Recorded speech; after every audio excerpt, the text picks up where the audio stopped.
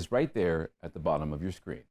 The largest active duty armored post in the nation can be found right here in the Lone Star State for more than 8 decades. Fort Hood has been a Central Texas fixture.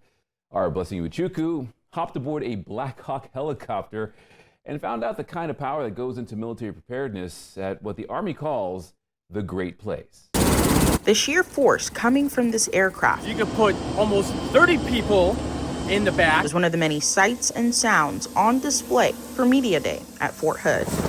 Leadership at the Army base says this type of access is common for those living and reporting in Central Texas. Our soldiers fight on tanks, rallies. But this year, for the first time ever, leaders wanted news outlets and social media influencers in North Texas to experience Fort Hood by land. Now we're inside an LMTV. It's a light, medium, tactical vehicle. And air. We're the headquarters of the 3rd Armored Corps. We're responsible for about 89,000 soldiers across the country and others who are deployed.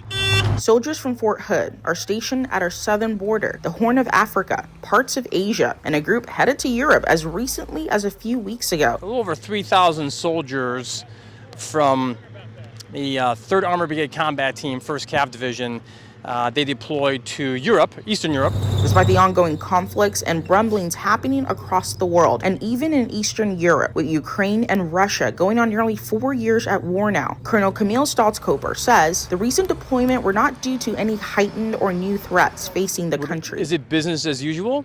Yeah, I think so, but that's our job. From here, you're going to see a clear picture. Part of their job is being able to prepare effectively with the latest bells and whistles. So the 3 of us here were actually virtually operating a military tank. Now this virtual option has been around since the 80s, but the technology has advanced and the latest rollout is expected next year. It's going to be like this, but much more modern. Soldiers train here virtually. So this is kind of like our first baby steps into getting into the Bradley platform.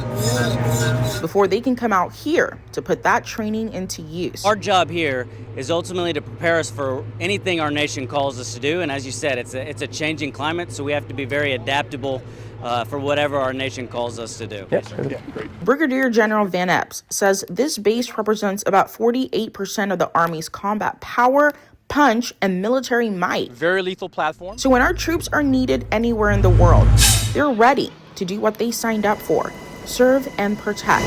In Fort Hood, Blessing Uchuku, Spectrum News.